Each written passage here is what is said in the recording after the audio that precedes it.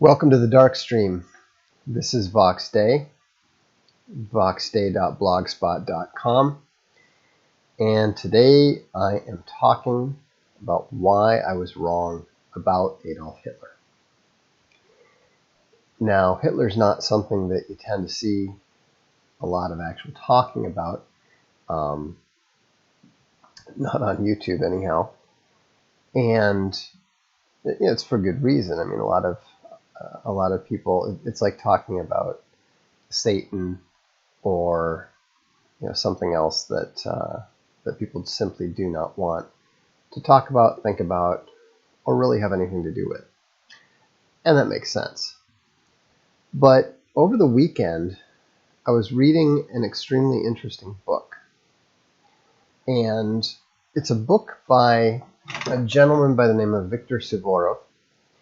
And he's a former Soviet intelligence agent.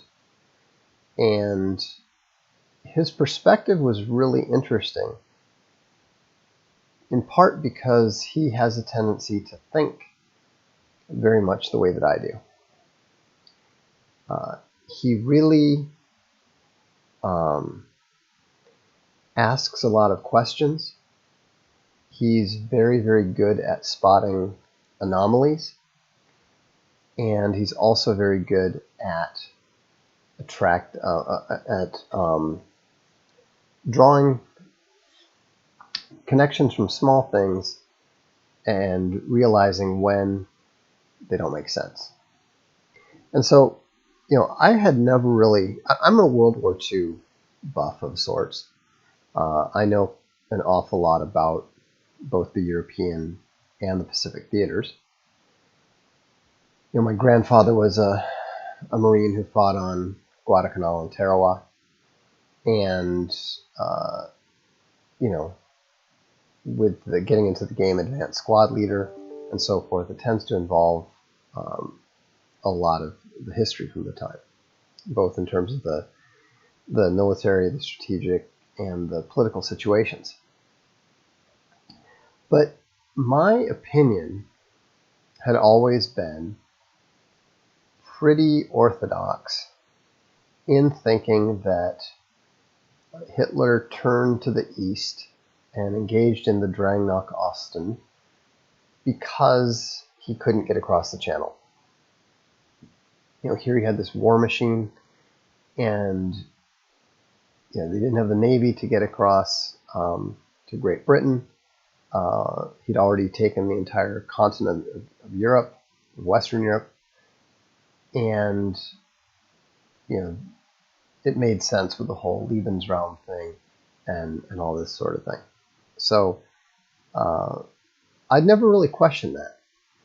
I'd never really thought much about it, other than the fact that I always felt that the idea that Hitler might have won, that Nazi Germany might have won, if they had managed to take Moscow, was a really historically ignorant perspective when you consider that Napoleon did take Moscow, sat around waiting for the Russians to surrender, and then finally was forced to retreat and left quite a bit of his army behind, dead in the snow.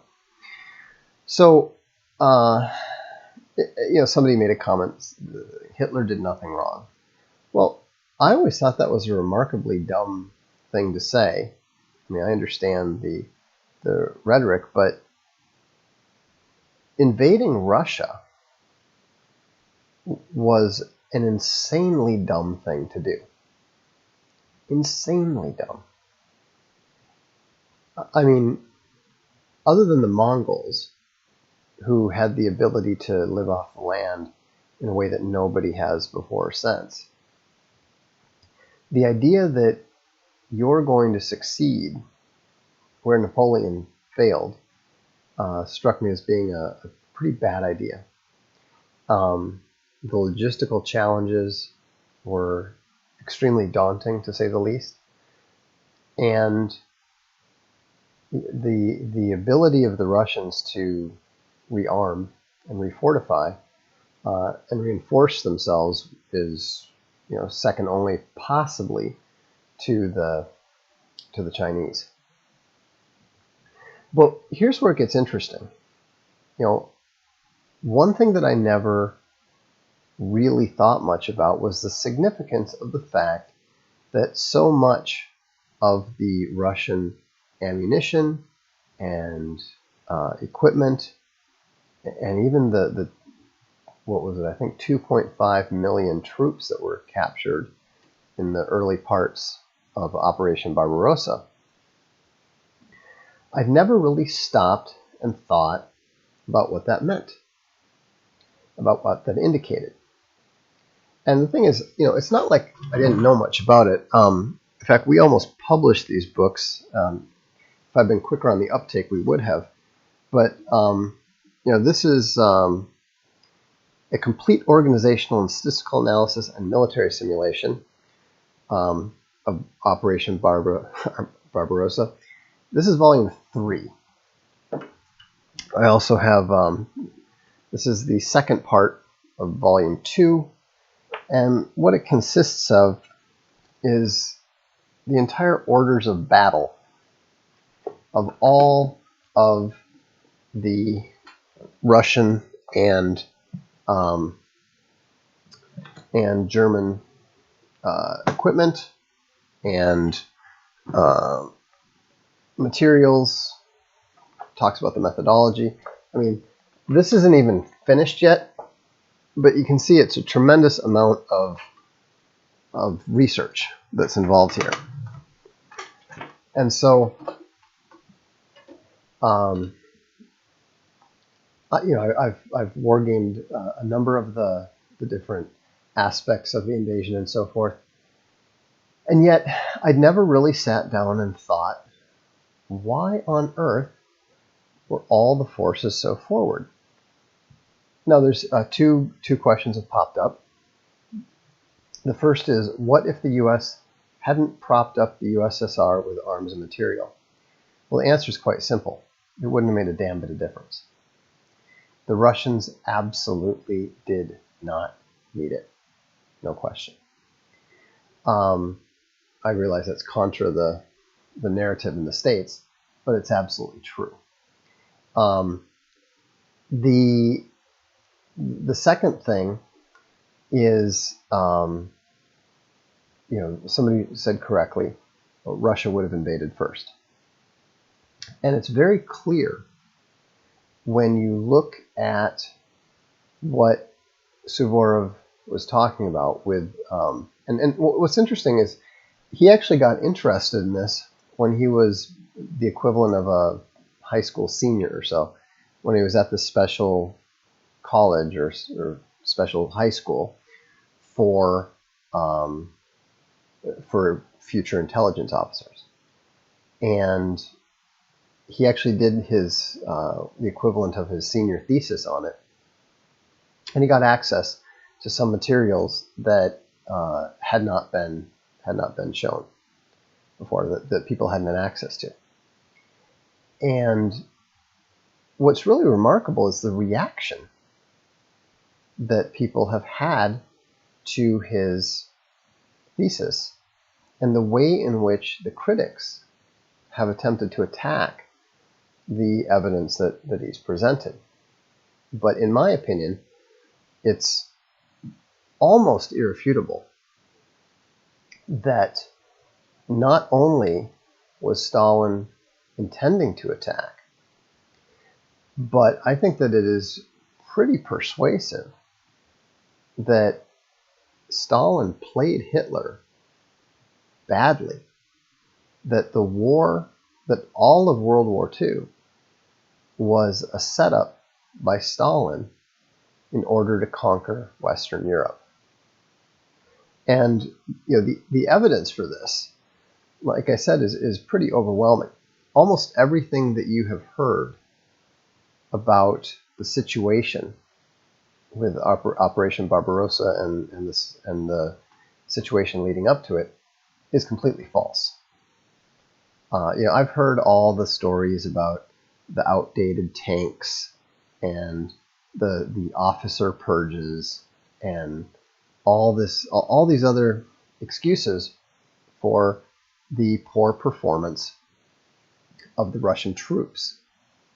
And so the thing that was really interesting when you look at it was how significantly the Russian forces outnumbered the attacking German forces.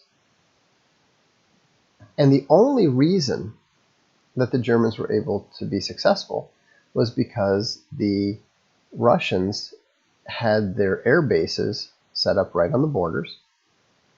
They had all of these light tanks. They had about 6,000 light tanks, which were either able to drive on highways, which did not exist, across the plains of the Ukraine and Russia. And not only that, but they also had about 2,000 amphibious tanks. Now, these tanks are obviously designed for a fast-moving offensive. Not only that, but they had a tremendous amount of, an incredible amount of ammunition that was stored going forward. And also, the aircraft that they had were predominantly air-to-ground light bombers. Now, this is all stuff that you need for a fast-moving attack. And this is all stuff that is relatively useless in defense. And so I thought that was really striking. But the thing that convinced me more than anything else was something that I had known about, but I never really thought about. And what that was that only 2 years before, in 1939, the Field Marshal Zhukov, who at the time was only a general, had used precisely these tactics and precisely the same sort of approach to destroy the Japanese Sixth Army on the other side of Russia. Let me get the name here. I can't pronounce the name, but it was the name was something Galkon something or other. But what's fascinating about it, and what a lot of people don't realize, is that at the time of the invasion in 1941, Russia had 5.3 million soldiers deployed. So they had been undergoing a full mobilization for 2 years. Now, you may not realize, but mobilizations are predominantly offensive. You don't mobilize just in case somebody might attack you. Now, I'm not saying that Hitler didn't want any war, but he absolutely did not want war with Russia, with the Soviet Union. And so, and the reason that he didn't want it is because he didn't think he could win. So the question is, why did he attack? Because absolutely he did attack. And what I realized, and what is pretty clear, I haven't finished the book yet, so Vorov doesn't come right out and say it, but it's very clear that it was an act of desperation by Hitler and the Germans when they realized how badly that they'd been played. They realized that, and here's the important thing to understand. Stalin was not playing for Germany. Stalin was playing for all of Western Europe. You see, Stalin was a master of playing let's you and him fight. And what he did was set up a situation where the Brits and the French thought that, in 1939, they thought that the Russians, the Soviets, were going to come to some sort of alliance with them. A lot of people forget, but France and Russia were historically allies. But what Stalin did was he suckered Hitler and got him to agree. He basically bribed him to attack Poland. And the whole point of getting Hitler to attack Poland was to force Britain and France to declare war on him, which they did. Now, what was very clever, additionally, that Stalin did, was he was supposed to attack Poland at the same time. That's what they'd committed to do in what they call the Molotov-Ribbentrop Pact that was signed in Moscow. And the fascinating thing was that the Russians didn't do it. The Russians did not attack when they were supposed to. The Germans did. And what a lot of people don't realize is that their invasion of Poland was going to fail after 2 weeks. They had actually run out of artillery because Hitler didn't mobilize Germany properly until well into 1942. And so, again, the Russians, the Soviets, had to prop up the Germans by invading Poland at that point. They didn't want to even invade Poland at all, because all they really wanted with Poland was to trigger war between France and Britain. They were successful in doing so, and they were very pleased when Hitler managed to overrun all of France and Belgium and so forth. And so, the original plan, which was really interesting, was that Stalin had originally attempted to use Spain for this purpose. The whole reason that the Soviets were so involved in Spain is that they were trying to trigger a war between Germany on the one hand and France and Britain on the other in Spain. But they couldn't do it. So they managed to use Poland. Stalin managed to use Poland to trigger that war.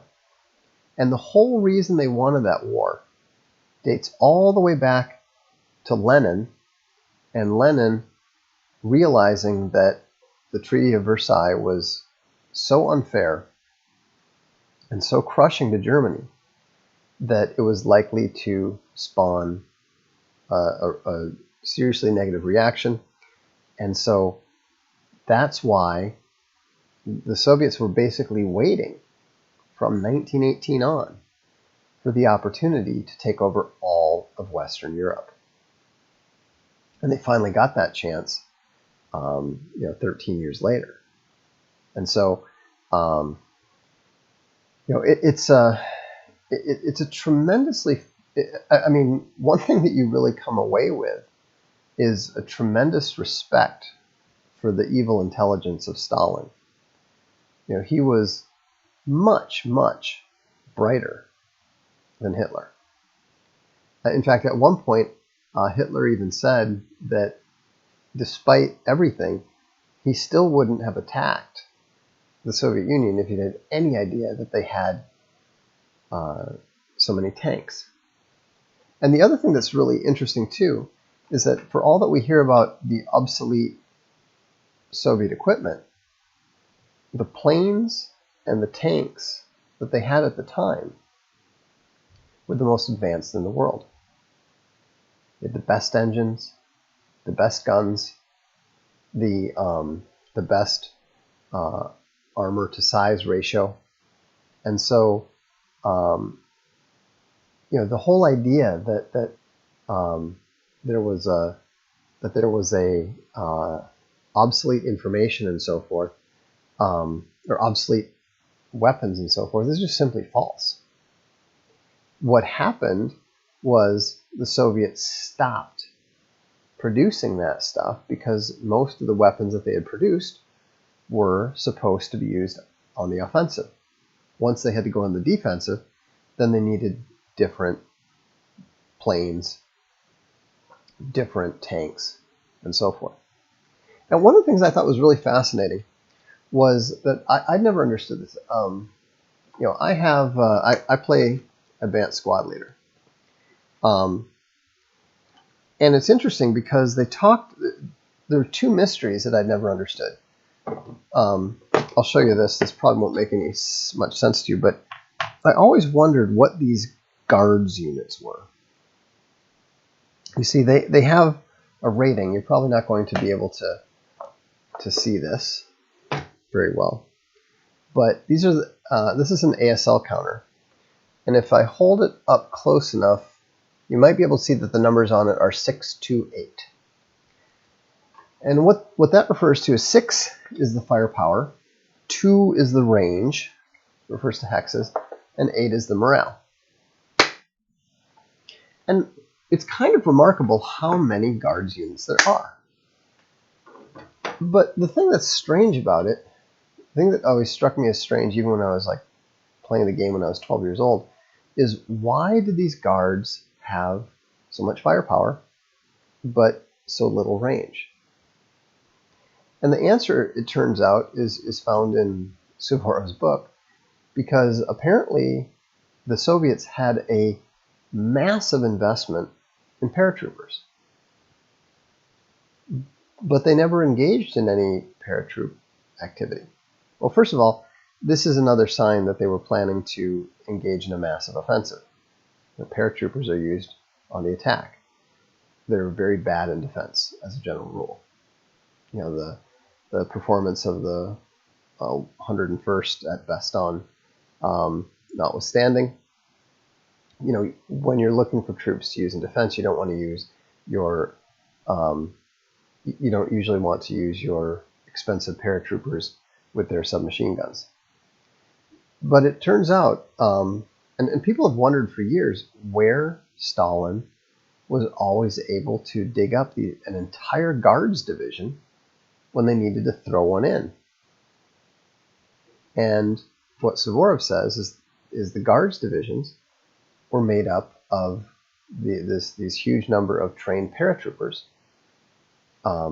which explains why the guards tended to have high morale, because they tended to be better trained than the average infantry, and why they tended to have short range, because paratroopers are customarily armed with submachine guns and so forth rather than rifles.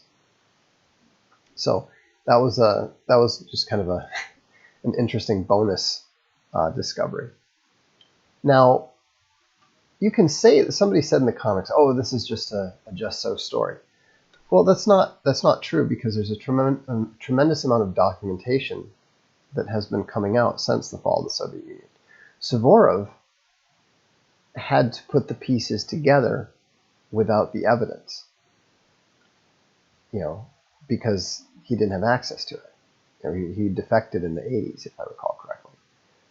But he does have the right, he does reach the right conclusions, because he's looking at the evidence. And I'm just giving you, this is a 473-page book. I'm just giving you the barest hint. Yeah, well, Nazi records do indicate that the Soviets were going to attack, or at least the belief that they were going to attack. But for decades, people have dismissed those claims as attempts to justify their own attack, which, is a legitimate and normal response. But the fact is, the incredible amount of ammunition they had. And let me put this in perspective, especially with regards to the earlier question about assistance from the U.S. The Soviets, in the entire war on the Eastern Front, the Soviets only used 15% of the ammunition that they had produced pre-war. They lost an incredible amount of ammunition that was stationed very far forward. I mean, thousands and thousands and thousands of tons of it was taken by them, was captured by the Germans because it was all positioned forward for them to use in what was supposed to be their big sweep across Western Europe. Because remember, the plan was, we set up, let's you and him fight. Germany and France fights. Germany takes out France, and then the Soviets can roll right over them. And somebody asked about the Finnish War, the Winter War, why the Russians didn't use their paratroopers there. Well, the reason is pretty simple. The weather was just, the weather and the climate and everything was all wrong for it. The last place you want to drop paratroopers is in a forest. They're mostly going to end up dead in the trees. And so that was never an option. The other thing, and Hitler even said this, was he came to believe later that the entire operation against Finland was basically a big bluff. They fought their way through the Mannerheim line, and then as soon as they got through it, they stopped. Why? Here they'd spent all these lives and gone to all this effort, and once they get through the hard part, they just stop and arrange for an armistice. Well, the reason is pretty simple. They did not want to scare the Germans and make them realize that the Soviets were planning to attack them. So once they realized that the whole world thought that the Soviets were a relatively toothless tiger, they took advantage of that and just stopped, let the narrative let the narrative play out, and it was successful. It was very successful. And they did the same. They did the same sort of thing in an even more blatant manner when they invaded Poland. They sent in their oldest tanks. They sent in troops in very ragged, poorly equipped, in old ragged uniforms and so forth, just to make it look like they were weaker than they were.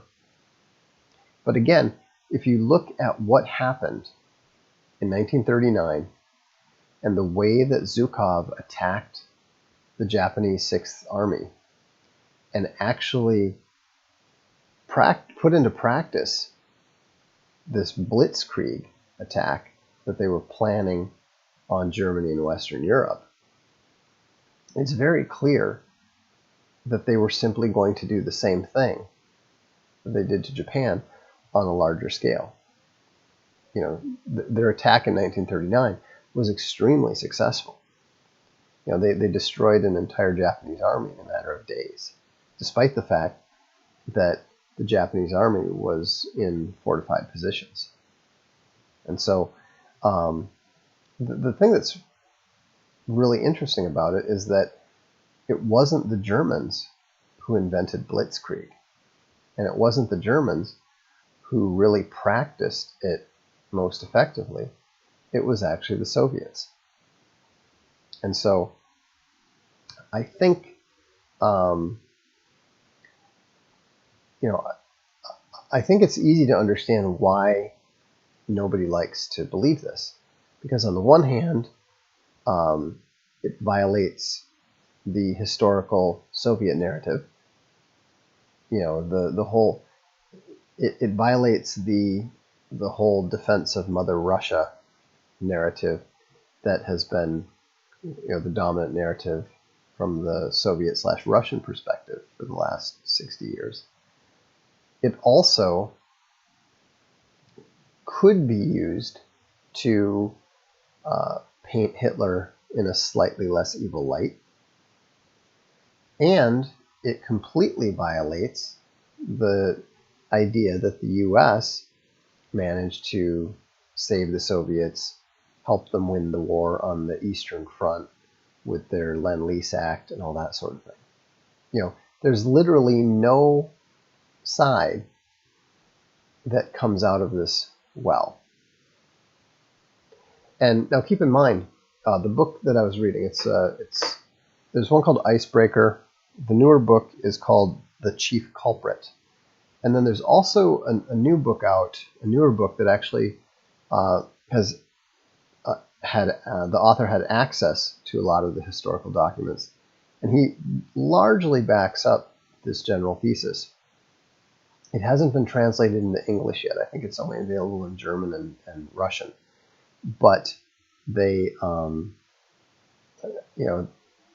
believe that I think the time has finally come that people are no longer so attached to the historical narratives that they're unwilling to consider what the historical truth appears to be.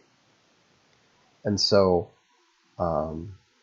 it's just another example of the absolute need to actually look at the evidence, to look at what the historical narrative is, and to pay attention to those anomalies that just don't seem to make sense. It just never made sense to me that the Germans were able to capture so many Soviet troops and so much Soviet equipment right up on their own borders if the Soviets hadn't been up to something. If the Soviets hadn't at least, the thing is, they had to have been planning an attack, because you don't just put that kind of stuff up at the front because you're maybe thinking about it. And so, I think it's well worth reading. Again, the book is called The Chief Culprit by Viktor Suvorov. And I think that if you have any interest in World War II, or if you have any interest in historical revisionism, it's something that is very, very highly worth reading. And something I'm really interested in is I would like to design a war game and game it out. I looked it up. There's a number of games on Barbarossa, and of course there's a number of games on the 1944 and 1945 Soviet offensive. But I've yet to see anything that games out the Soviet attack in 1941, because I think it's really interesting to think about whether Stalin would have had the ability to go all the way to Dunkirk. I suspect, given what we know about how they managed in 1944, 1945, I suspect that they would have been able to, especially because Germany was not really on a proper war footing at that time either. Where you start getting into the really bizarre and interesting questions is they had proven that their amphibious tanks worked across very large lakes. So the really fascinating thing is, could those amphibious tanks cross the channel? What would have happened if 2,000 amphibious tanks had been able to make it across the channel somehow?